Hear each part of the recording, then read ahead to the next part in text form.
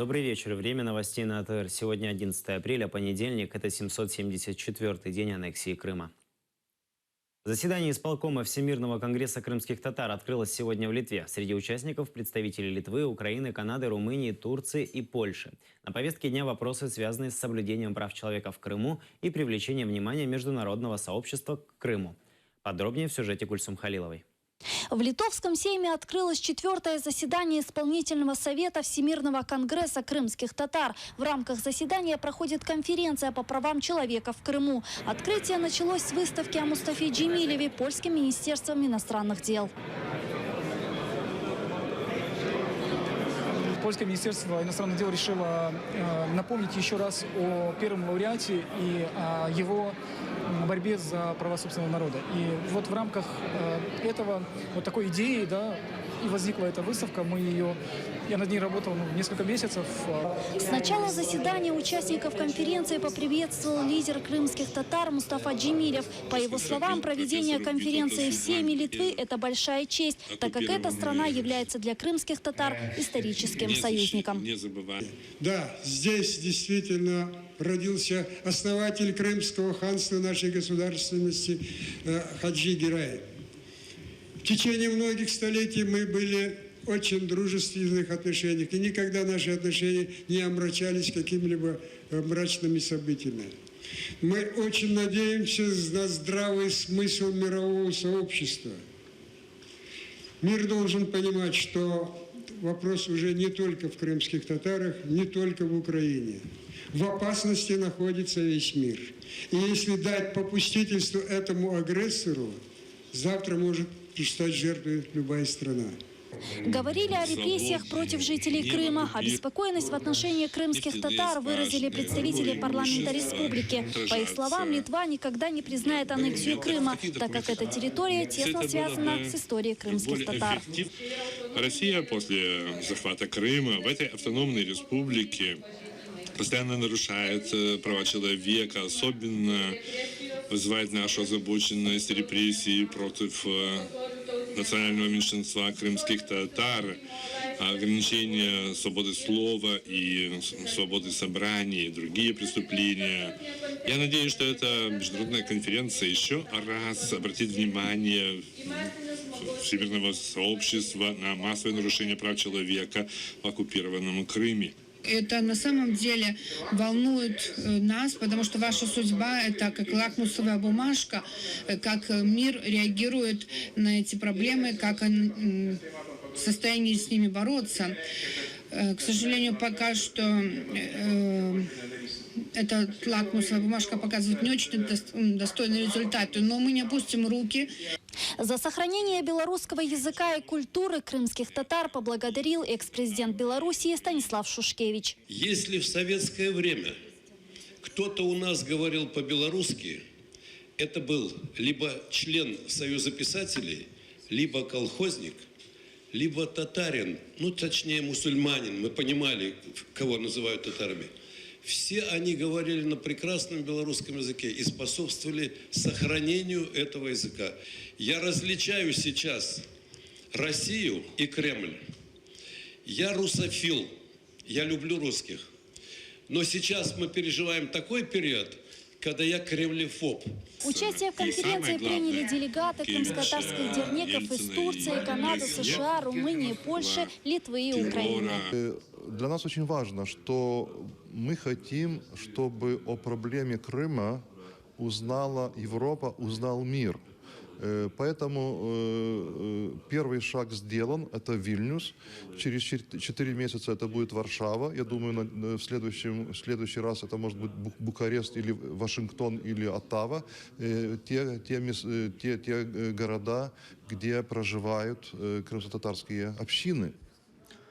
Я обратился к присутствующим членам международной конференции с просьбой, чтобы они обратились, чтобы они пролоббировали в своих парламентах постановления или законы, свидетельствующие, признающие нас коренным народом, чтобы они объяснили своим парламентариям, своей исполнительной власти, какая существует на сегодня возможность утраты целого народа, целой нации. Ведь есть красная линия, куда животных заносят редких, чтобы они не погибли. А мы не животные, мы народ.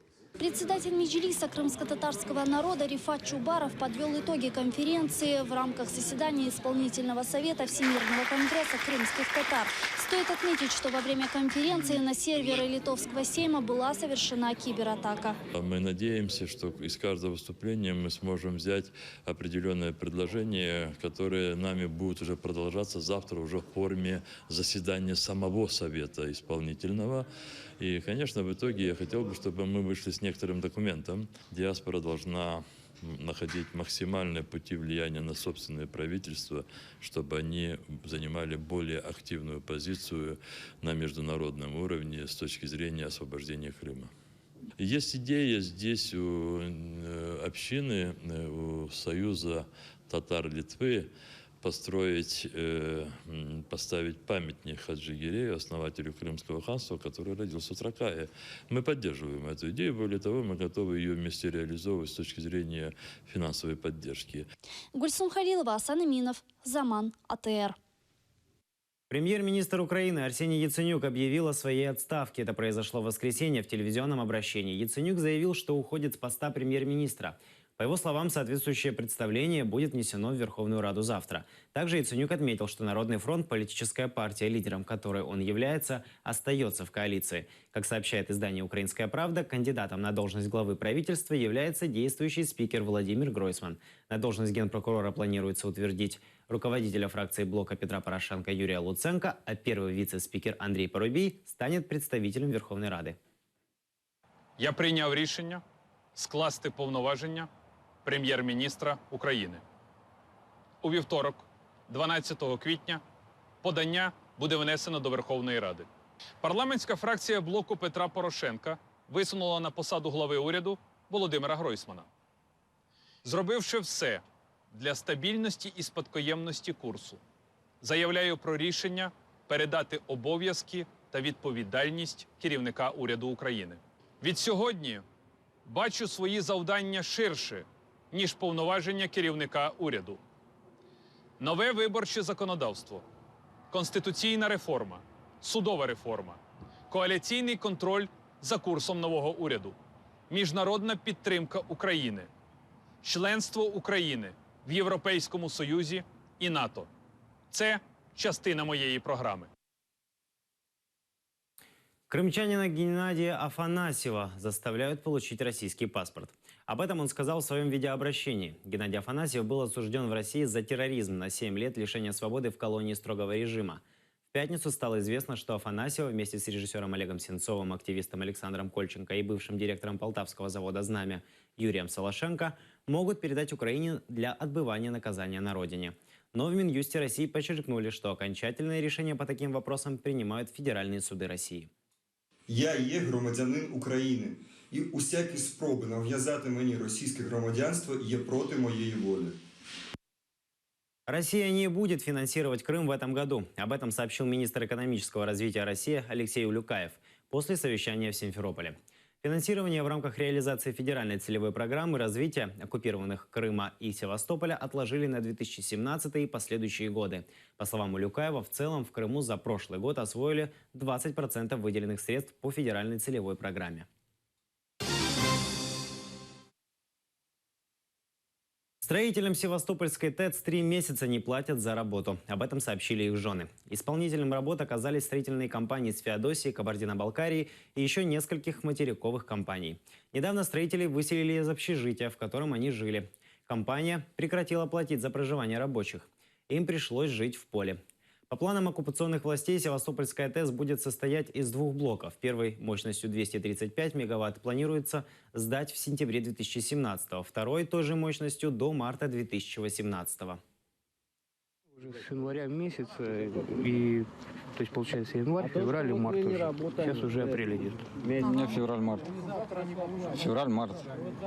А кто еще? Скольким? Вот они все, да вот стоят. Все стоят, это все здесь. Все стоят, кто рабочие, они все здесь стоят. Это не все. Половина которые не выдержали, они уже уехали. Видите, где люди живут? Да вижу я, родной. Это вот по телевизору показывают этих беженцев. Это хуже здесь.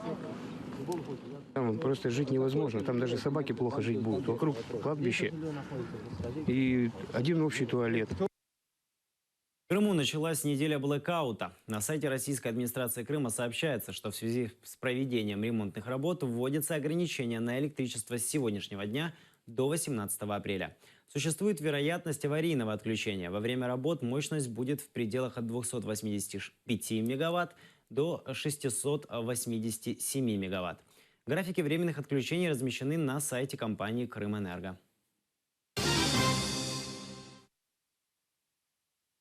Жители Коцевели на южном берегу Крыма лишились моря. Единственную тропу, по которой люди более 40 лет ходили на набережную, закрыли. Они уже направили более 12 жалоб в органы власти, но результата нет. Информацию об этом выложил на YouTube-канале крымчанин Сергей Псарев.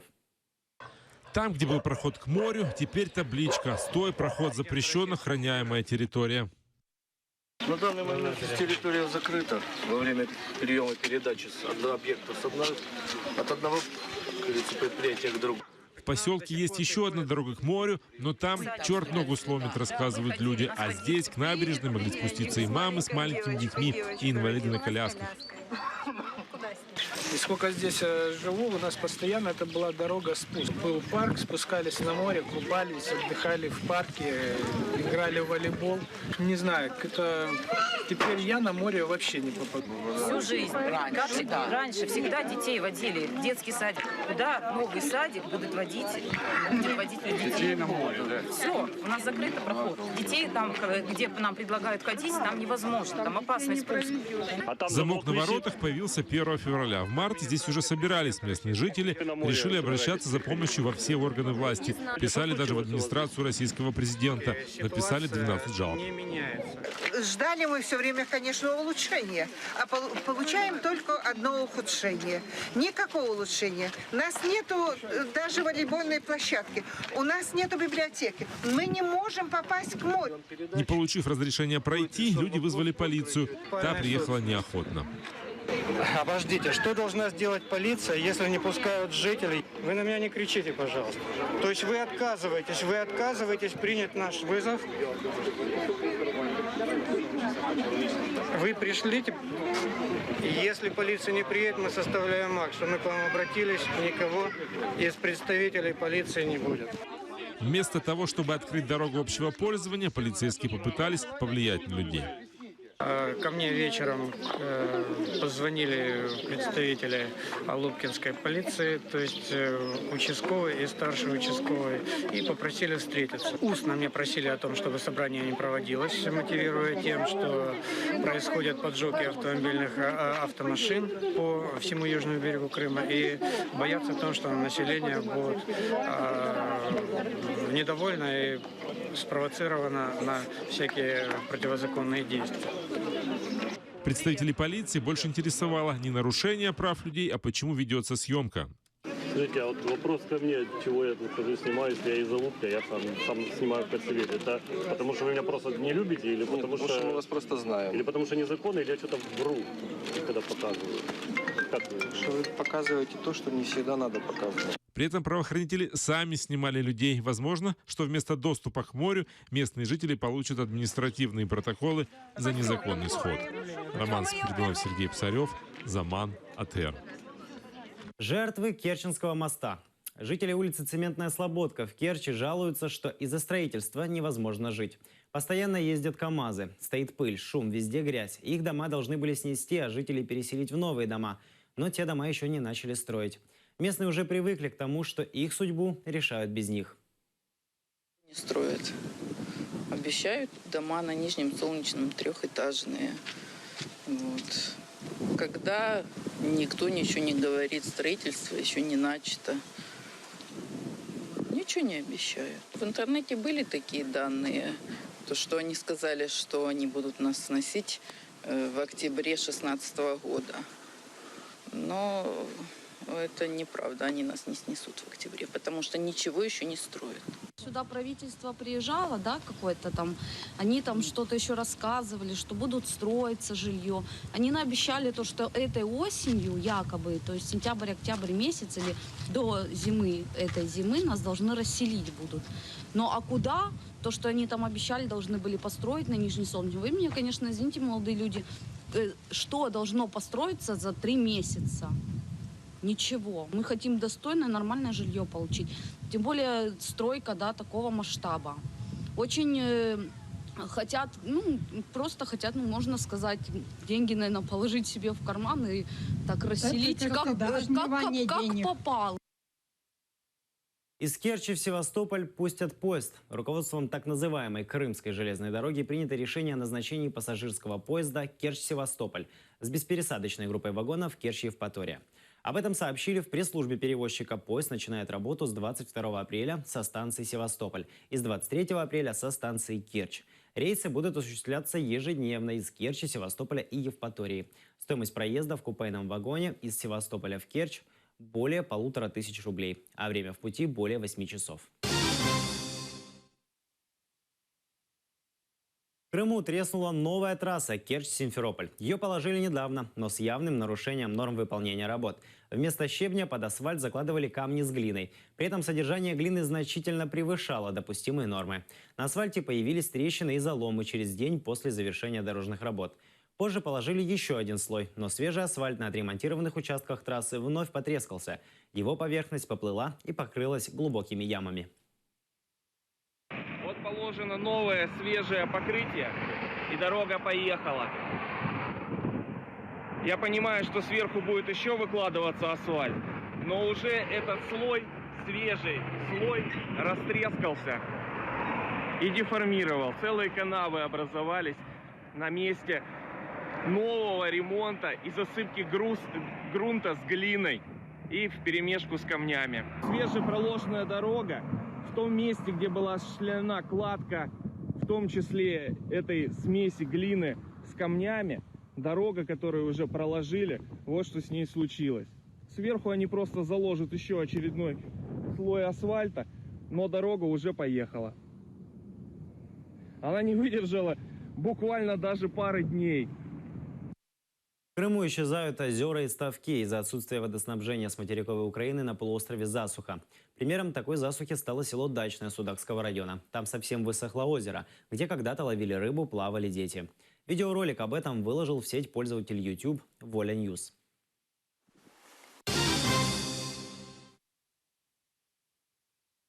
В Севастополе территорию исторического памятника отдали министру обороны России Сергею Шойгу. По информации, размещенной на официальном сайте Главного управления разведки Минобороны Украины, территорию Константиновского Равелина и 2 причала Константиновской батареи передают через теневые схемы.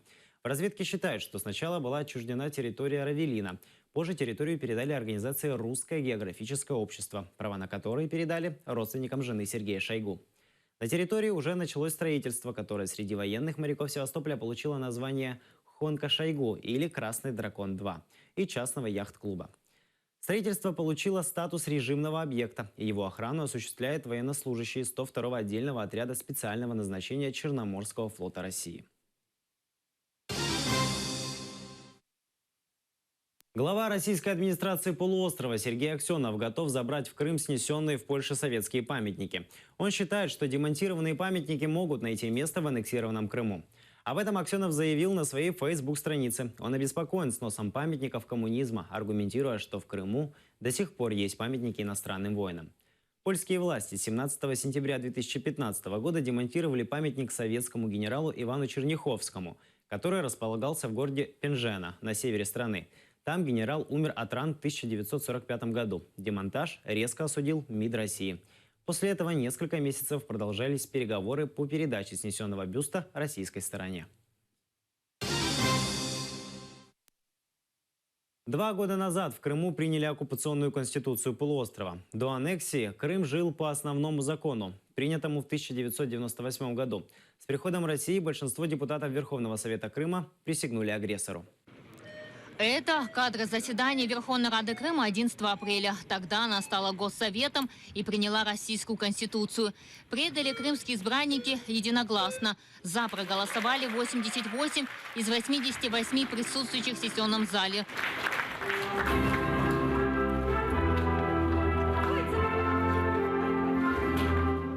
Большинство из них – выходцы из Украинской партии регионов.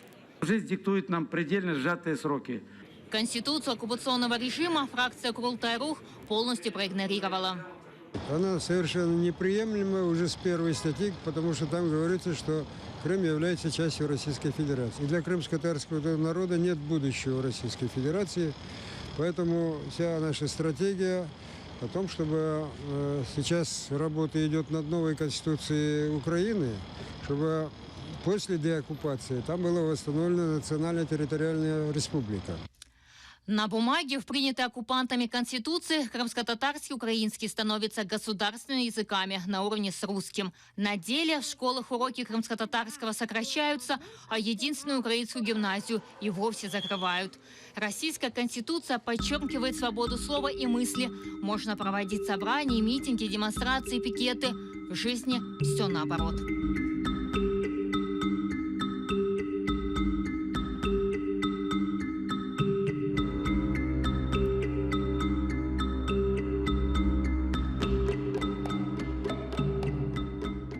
В украинской прокуратуре Крыма уверяют, все предатели будут наказаны.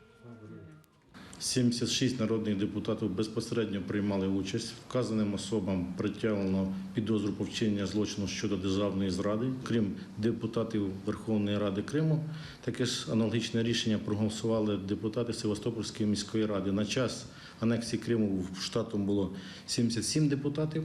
До кримінальної відповідальності оголошено підозру і оголошено їх розшук притягується 57 депутатів міської ради Севастополя. Уже даже есть двое задержанных. Севастопольский депутат Владимир Галичи и экс-депутат Крымского парламента Василий Ганыш. Последний якобы не поддерживал проведение референдума 16 марта, но после пошел на сотрудничество с российским режимом и поддержал их конституцию. Эльвина Сидбулаева, Наталка Калинка, Эдем Ситаров и Ислам Пинка. Заман, АТР. Из Николаева в Крым не отправляли ни одного судна. Об этом сообщила руководитель пресс-службы Николаевского морпорта Алина Коротич. Она заявила, что в Николаевском морпорту не занимаются перегрузкой строительных материалов и ни одного рейса в Крым за этот год не было. 6 апреля бывший правительственный уполномоченный по делам Европейского суда по правам человека Борис Бабий заявил, что с судна из Николаева доставляют в аннексированный Крым отечественные материалы для строительства Керченского моста и руду для заводов Фирташа. Министерство инфраструктуры опровергло эту информацию. Сьогодні судна прямо виходять з Южного, з Херсону, з Миколаєва і прямо йдуть в Керч. Просто змінюють документи підходу, виключають маячки на певний час. Усі про це знають і нікого це абсолютно не турбує. Чому це вкрай погано? Ну, навіть по запитанням взагалі перевезення товарів в Крим, яке відбувається. У нас ці судна завозять в Крим матеріали для будівлі Кримського мосту з України. У нас ці судна заводять на заводи Фірташа руду з українських, скажімо так, копалин. І лише завдяки такому прямому сполученню ще працюють заводи Армянського та Красноперекопського. Пока это все новости. Больше узнавайте из следующего выпуска «Заман». Будьте с нами. До свидания.